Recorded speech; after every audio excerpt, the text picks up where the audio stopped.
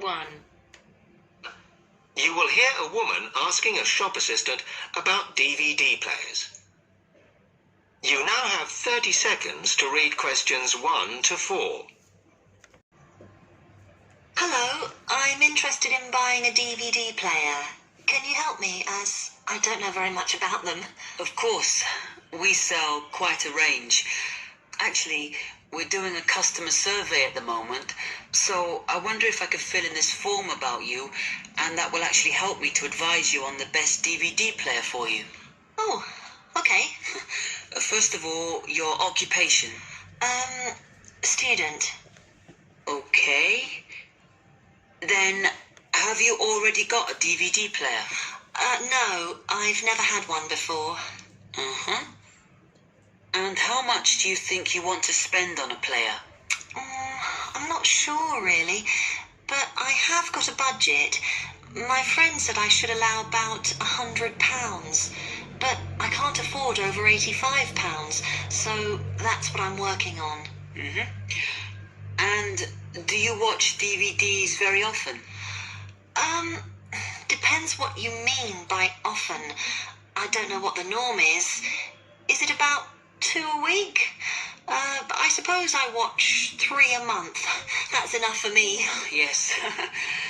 What sort of films do you like watching then? Action movies? Not really. My boyfriend always insists we watch science fiction movies, but I prefer thrillers. Something to get your teeth into. Okay, just one more. Do you watch other DVDs? Ones that are not films, like music or something? Not much, because I don't want to spend the money on something I can watch on TV, but I occasionally rent out comedy programs, and I fight with my boyfriend over all the sports DVDs he watches. You now have 30 seconds to read questions 5 to 10.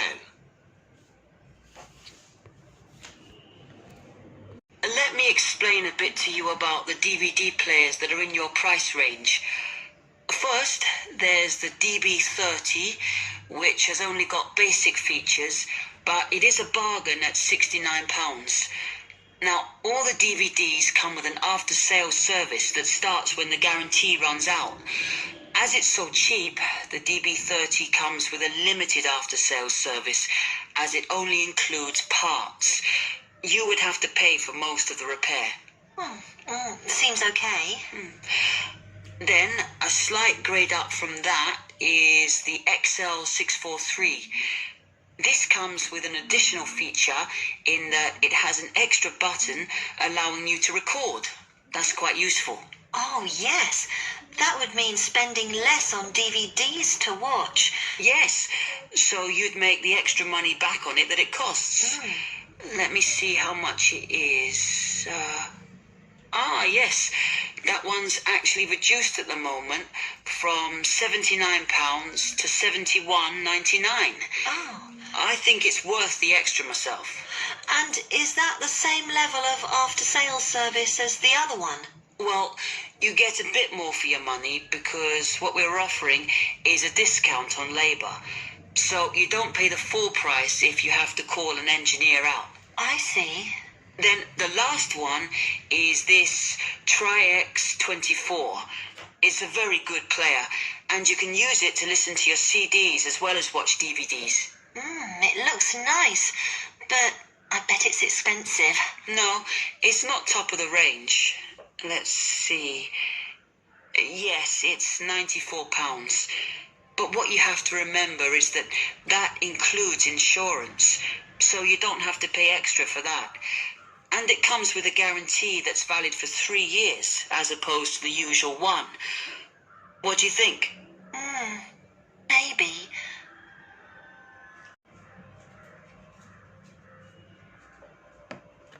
That is the end of Part 1. You now have half a minute to check your answers. Now turns to Part 2. Part 2.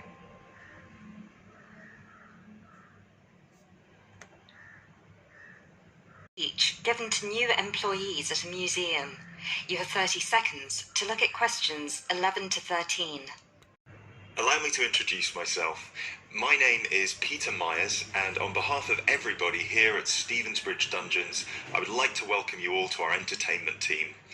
This year, the hiring process was especially competitive, and it might interest you all to know that for every position there are almost 30 applicants, so you really are the best of the best. In a moment, I will take you on a tour of the museum so you can get an idea of what the space is like. But first of all, I would like to show you around the staff room. Our staff room is located at the back of the building over here. You'll notice that there are two entrances to the staff room. One leads to the room we're in now, which is the main and oldest dungeon here at Stevensbridge, which we have turned into the museum. This is where you will greet the new visitors, and also where the tour throughout the dungeons will begin. I should mention now that we only ever send visitors through as part of a group, so even on the busy days you will still get roughly 10 minutes of free time between each group. Make sure you use that time wisely, because you'll need to get straight back into character as soon as it's over. Questions 14 to 20. And I'll show you the layout of the museum. From the museum, we can pass through this door near the interactive display into the staff room. From here you can see the steps at the far side in the opposite corner that lead outside into Berwick Street. When you arrive for a shift, it will be much easier for you all to come in the Berwick Street entrance directly down the steps to the staff room. If you come in through the main visitor entrance, it will take you longer to get past security. As you can all see, there are lockers on your right-hand side. They should be big enough for you to put your bags and coats in. You'll get given keys later that work with any of the lockers in here. Over on the other side, past the lockers, is our most exciting area. This is where our wardrobe and makeup will take place. Every shift, you will be transformed from normal people into grotesque medieval prisoners. If you're lucky, you get to be the jailer, but even they rarely bathed in those days. Of course, some of you might consider yourselves method actors, but please do try to shower before your shift. We don't want to give visitors an experience that's too authentic. Now, we do have a staff shower here if you really need it. It is located next to the staff toilets, which are unisex. I hope nobody has too much of a problem with that. Unfortunately, dungeons were not really designed with comfort in mind. You can find the bathroom at the other end of the room from the makeup area.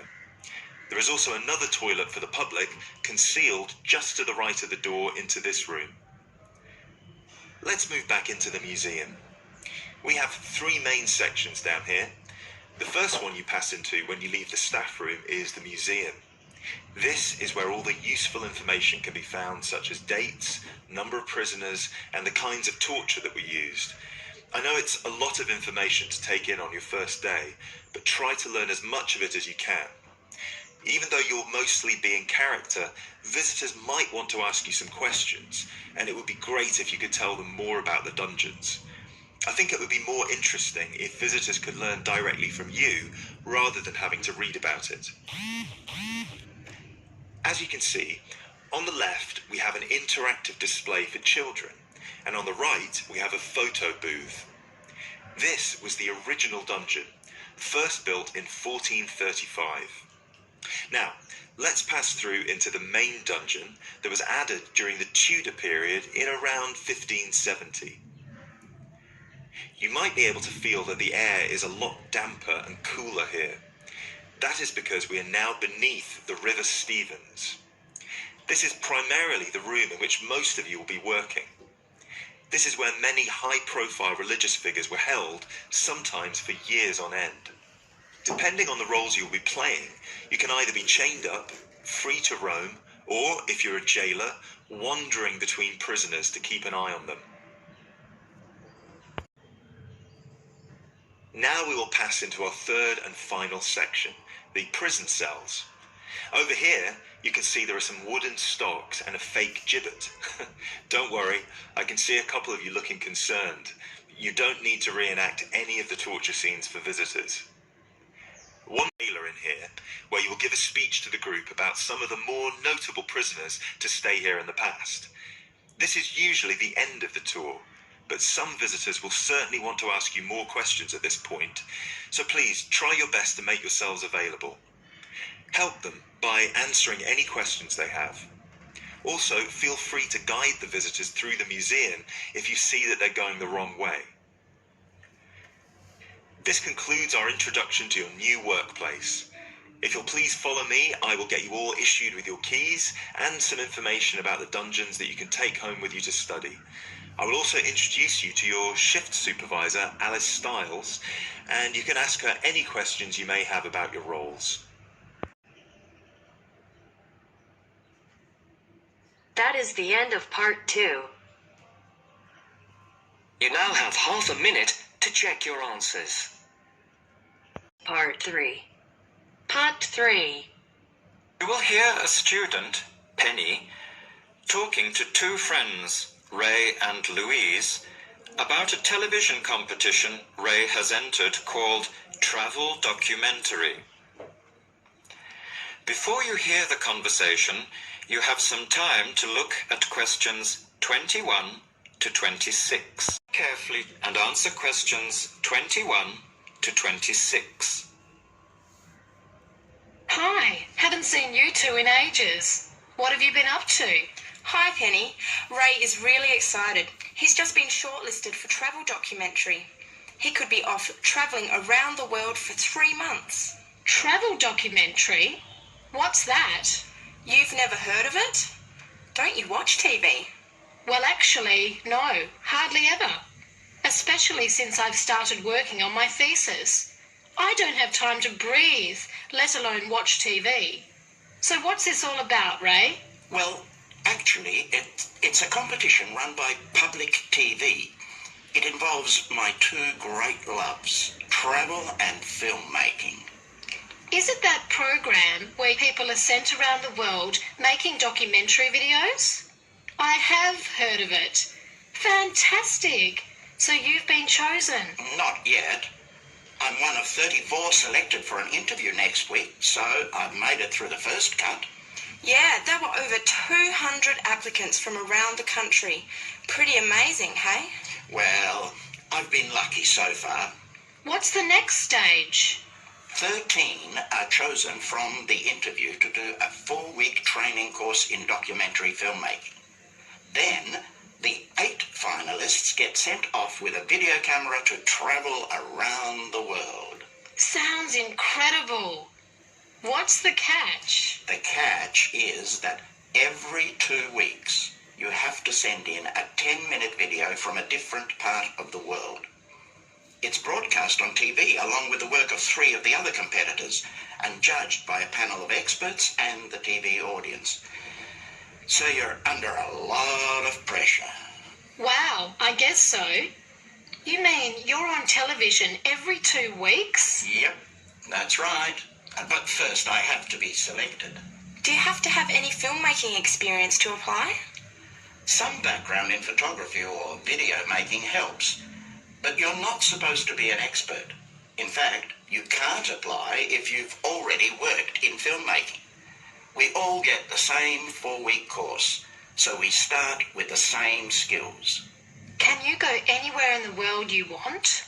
Each competitor makes up his or her own travel plans and has to get them approved. Before the conversation continues, you have some time to look at questions 27 to 30. The conversation continues. Answer questions 27 to 30. Have you talked with anyone else who has done it? As a matter of fact, just last week, I met Sarah Price, a girl from here who did it last year. What did she have to say about it? She said it was the most amazing experience of her life, but it was really tough at times. I think you'd have to be really brave to take off like that alone with so much responsibility. It's not like going on a holiday, is it? No. 2 weeks in a country, often where you can't speak the language, to find a story, film it, organise all the editing. Then you're off to a completely different part of the world to start all over again. Pretty exhausting, but exciting too. What a way to see the world. What about Sarah Price? Did she have any bad experiences? She said the worst part was when she got some mysterious fever in Mongolia and thought she might have to be sent home. Fortunately, it got better, but she said it was scary to feel really ill when you're alone so far away. So what made you want to apply? When I saw the program on TV a while ago, I thought, this is for me. I've always wanted to travel, but needed to work for a year before I could even think about it. Then a new series started up. I thought, now's my chance. Don't you think you'll be lonely? I don't think I'll have time to be homesick. I'm more worried about having too much to do and not enough time to get things organised. So we might be watching you on television in the next few months. I hope so, if I'm lucky. When will you know for sure? They choose the final 8 in March. A month later, you're on your way. So do you have to pay anything? Nothing.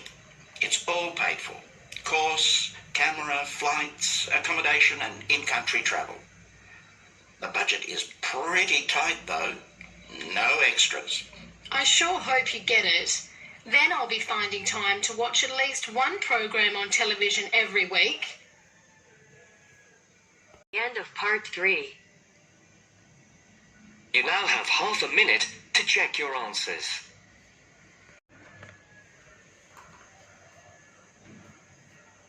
Part 4. Part 4. You will hear a man talking on the radio about dogs which help people with their work. First, you have some time to look at questions 31 to 40.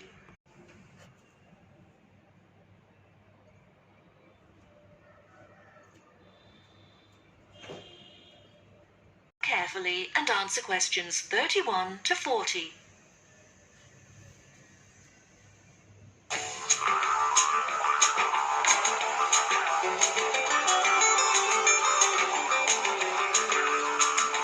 Welcome to this week's edition of Countrywide. And today, we're taking a look at a number of different breeds of working dogs. And here to report on the dogs with jobs is Kevin Thornhill. Thanks, Joanne. Well, yes, dogs with jobs is the subject of today's program. Dogs have earned themselves a reputation over the centuries for being extremely loyal. And here's a little story which illustrates just how loyal they are. Just outside the country town of Gundagai in Australia is a statue built to commemorate a dog. A dog which sat waiting for his owner to return to the spot where he'd left him. Well, the story, which was immortalised in a song, has it that the poor dog died waiting for his master, 5 miles from Gundagai, which is where they built the statue. Now that's what I call loyalty.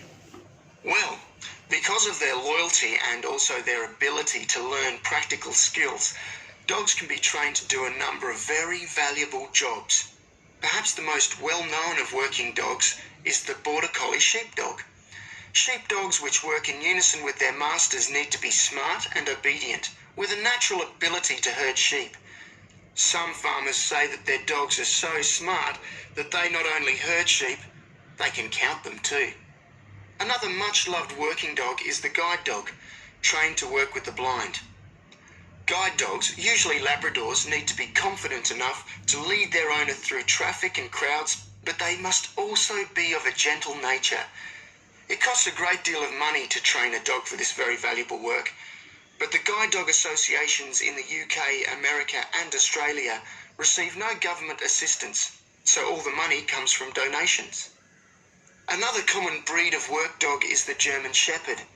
German Shepherds make excellent guard dogs and are also very appropriate as search and rescue dogs, working in disaster zones after earthquakes and avalanches. These dogs must be tough and courageous to cope with the arduous conditions of their work, and so that they can be sent anywhere in the world to assist in disaster relief operations, effective dogs and their trainers are now listed on an international database.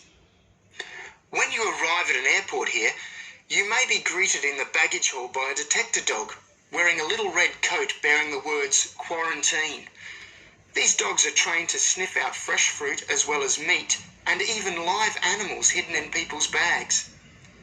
In order to be effective, a good detector dog must have an enormous food drive. In other words, they must really love their food. At Sydney Airport, where there are 10 detector dogs working full-time, they stop about 80 people a month trying to bring illegal goods into the country.